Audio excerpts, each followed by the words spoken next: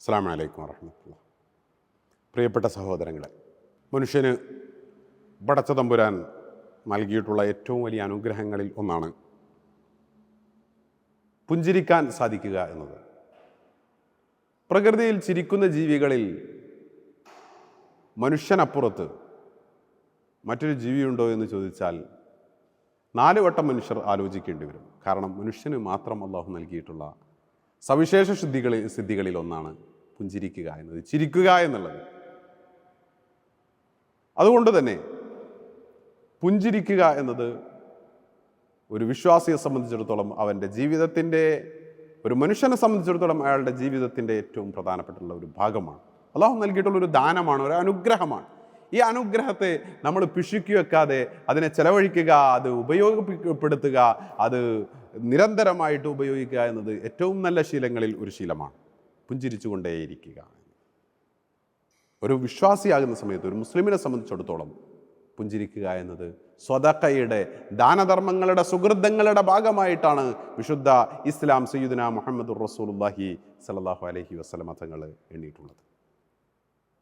നബി സല്ലല്ലാഹു അലൈഹി വസല്ലം ഒരിക്കൽ സ്വഹാബികളോട് പറയുന്നുണ്ട്, ലാ തഹഖിറന്ന മിനൽ മഅറൂഫി ഷൈഅ വലൗ അൻ തൽഖാ അഖാക ബിവജ്ഹിൻ ത്വലീഖ്. നിങ്ങൾ ഒരു നന്മയെയും നിസ്സാരപ്പെടുത്താൻ പാടില്ല. വലൗ അൻ തൽഖാ അഖാക ബിവജ്ഹിൻ ത്വലീഖ്. പ്രസന്ന മുഖഭാവത്തോടുകൂടി, പുഞ്ചിരിയോടുകൂടി നിങ്ങളുടെ സഹോദരനെ സമീപിക്കുക എന്നത് അതുപോലും സുഹൃതങ്ങളിൽപ്പെട്ടിട്ടുള്ള, പുണ്യകർമ്മങ്ങളിൽപ്പെട്ടിട്ടുള്ള കാര്യമാണ്. അതിനെ നിങ്ങൾ നിസ്സാരമായി കാണരുത് എന്ന് പുണ്യനബി സല്ലല്ലാഹു അലൈഹി വസല്ലം.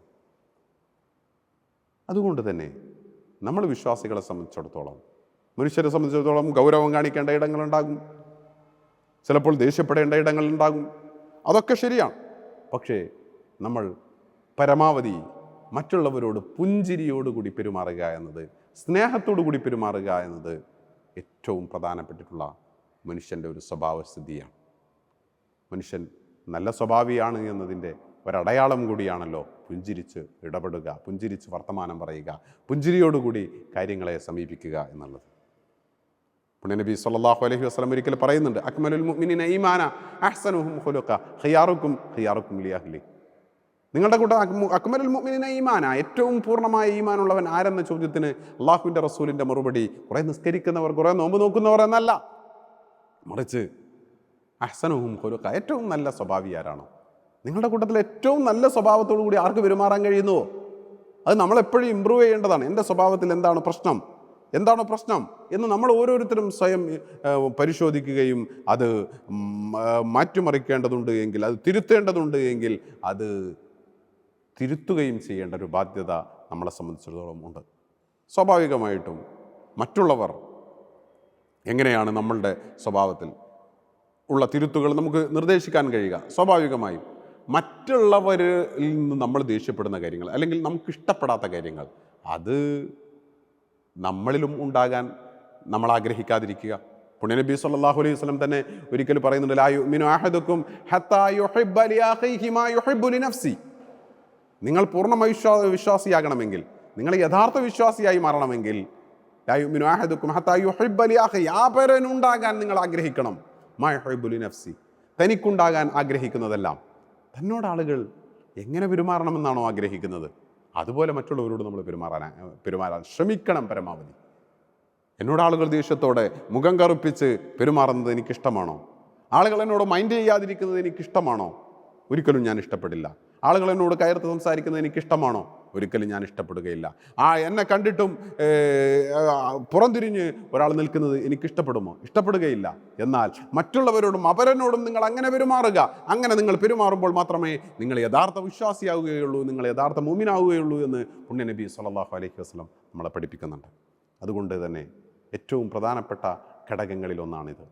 ഇതിൻ്റെ നേരെ ഓപ്പോസിറ്റായിട്ട് വരുന്നതാണ് ദേഷ്യം പിടിക്കുക എന്നത്, കോപമുണ്ടാകുക എന്നത്.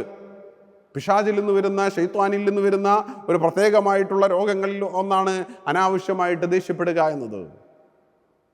കാണുന്നവരോടൊക്കെ ദേഷ്യപ്പെടുക. അല്ലെങ്കിൽ ജോലി സ്ഥലത്ത് നമുക്ക് കിട്ടിയിട്ടുള്ള ഒരു തിരിച്ചടി, നമ്മുടെ ബോസിൽ നിന്ന്, നമ്മുടെ മേലുദ്യോഗസ്ഥനിൽ നിന്ന്, നമ്മുടെ കാര്യങ്ങൾ കൈകാര്യം ചെയ്യുന്ന ആളിൽ നിന്ന് നമുക്ക് കിട്ടിയിട്ടുള്ള ഒരു തിരിച്ചടി, ആ തിരിച്ചടിയെ നമ്മൾ മറ്റുള്ളവരുടെ മേൽ കൊണ്ടുപോയി തീർക്കുക. എനിക്ക് എൻ്റെ മേലുദ്യോഗസ്ഥനിൽ നിന്ന്, എൻ്റെ മുതലാളിയിൽ നിന്ന്, എൻ്റെ ബോസിൽ നിന്ന് ചിത്ത കേട്ടു, വഴക്ക് കേട്ടു. അപ്പോൾ സ്വാഭാവികമായും ഞാൻ വീട്ടിലെത്തി എൻ്റെ ഭാര്യയോട്, എൻ്റെ മക്കളോട് അത് തീർക്കുക, അല്ലെങ്കിൽ എൻ്റെ കീഴിലുള്ളവരോട് ഞാനത് തീർക്കുക. ഇത് പലപ്പോഴും മനുഷ്യനിൽ സംഭവിക്കുന്ന ഒന്നാണ്. സാധാരണഗതിയിൽ ഒരു ഉദാഹരണം പറയാറുണ്ട്. ഞാനിങ്ങനെ വഴിയിലൂടെ ഇങ്ങനെ സഞ്ചരിച്ചു പോകുന്നു. നല്ല മഴ പെയ്യുന്ന ഒരു സമയം, റോഡിലൊക്കെ ചളിയൊക്കെ കുത്തി നിറഞ്ഞു നിൽക്കുന്നു. നല്ല ശുഭ്രവസ്ത്രമൊക്കെ ഇട്ട് ഒരു ഏർപ്പാടിന് പോകാൻ വേണ്ടിയിട്ട്, ഒരു യോഗത്തിന് പോകാൻ വേണ്ടിയിട്ട് ഞാൻ നിൽക്കുകയാണ്. ഒരുങ്ങി നിൽക്കുന്ന സമയത്ത്, റോട്ട് വയ്ക്കുന്ന ഒരാളെ കാത്തു നിൽക്കുന്ന സമയത്ത് ഒരു വാഹനം സിറിപ്പാഞ്ഞു വന്നു. അവിടെ ചളിക്കുണ്ടുണ്ടായിരുന്നു. റോട്ടിലെ കുണ്ടിൽ എന്ന് ആ കാറ് എന്നിലേക്ക് ചളി തെറിപ്പിച്ചു. വസ്ത്രമാകെ അഴുക്കായി. ഞാൻ നേരെ വീട്ടിലേക്ക് പോയി. ദേഷ്യപ്പെട്ട് ഞാൻ പോയിട്ട് അവിടെ എൻ്റെ ഭാര്യ, അല്ലെങ്കിൽ എൻ്റെ ഇണ, എൻ്റെ ലൈഫ് പാർട്ണർ അവിടെ നിൽക്കുന്നു. അവളും മനോഹരമായ ഡ്രസ്സൊക്കെ ഇട്ട് അവളുടെ ജോലി സ്ഥലത്തേക്ക് അല്ലെങ്കിൽ മറ്റൊരിടത്തേക്ക്, അവളുടെ വീട്ടിലേക്ക് വിരുന്ന് പോകാൻ നിൽക്കുകയാണ്. ഞാൻ ഈ നഞ്ഞ ചളിയൊക്കെ എൻ്റെ ഡ്രസ്സിൽ നിന്ന് നേരെ വാരിയിട്ട് അവൾ ധരിച്ചിട്ടുള്ള ഡ്രസ്സിലേക്ക് തേച്ചു കൊടുത്തു. എന്നെക്കുറിച്ച് എന്ത് പറയും? ഞാൻ ചെയ്തിട്ടുള്ള ഈ പ്രവർത്തനത്തെക്കുറിച്ച് എന്ത് വിലയിരുത്തും സൊസൈറ്റി? ഞാൻ ചെയ്തിട്ടുള്ള ഈ കാര്യത്തെക്കുറിച്ച്, എൻ്റെ ഡ്രസ്സിൽ ചളിയായതിന് ഞാൻ ആ ചളി വാരിയിട്ട് ഒന്നും അറിയാത്ത വേറെ ആളുടെ മേത്ത് കൊണ്ടുപോയിട്ട്, വേറെ ആളുടെ ശരീരത്ത് കൊണ്ടുപോയിട്ട് തേച്ചു കൊടുക്കണം. ഇത് മനുഷ്യർ ചെയ്യാറുണ്ടോ എന്നുള്ളത് നമ്മൾ ചോദിക്കുമ്പോൾ ചെയ്യാറുണ്ട്. പക്ഷേ ഇങ്ങനെയല്ല മനുഷ്യർ ചെയ്യാറുള്ളത്. മറിച്ച് ഈ കോലത്തിൽ ഞാൻ നേരത്തെ പറഞ്ഞതുപോലെ തനിക്ക് എവിടെ നിന്നെങ്കിലും കിട്ടിയിട്ടുള്ള തിരിച്ചടി, തനിക്ക് എവിടെ നിന്നെങ്കിലും കിട്ടിയിട്ടുള്ള ദേഷ്യം, തന്നോടാരെങ്കിലും കയർത്ത് സംസാരിച്ചത്, തന്നോടാരെങ്കിലും ദേഷ്യപ്പെട്ടത്, അത് നമ്മൾ കൊണ്ടുപോയി തീർക്കുന്നത് ഇതൊന്നും അറിയാത്ത പാവങ്ങളായിട്ടുള്ള നമ്മുടെ മക്കളോട്, നമ്മുടെ ഭാര്യമാരോട്, നമ്മുടെ ഇണകളോട്, നമ്മുടെ വീട്ടിലുള്ളവരോട്, അല്ലെങ്കിൽ നമ്മുടെ കീഴിൽ ജോലി ചെയ്യുന്നവരോടൊക്കെയാണ്. ഇത് മനുഷ്യൻ്റെ ഏറ്റവും മോശപ്പെട്ട സ്വഭാവമാണ്. ഒരിടത്ത് അങ്ങനെ ഒരു തിരിച്ചടി നമുക്ക് നേരിട്ടാൽ അത് അവിടെ തീർക്കണം. ഈ നിരപരാധികൾ എന്ത് പിഴച്ചു? എനിക്ക് സങ്കടങ്ങളുണ്ടാകാം, വിഷമങ്ങളുണ്ടാകാം, ദുഃഖങ്ങളുണ്ടാകാം, ദേഷ്യങ്ങളുണ്ടാകാം.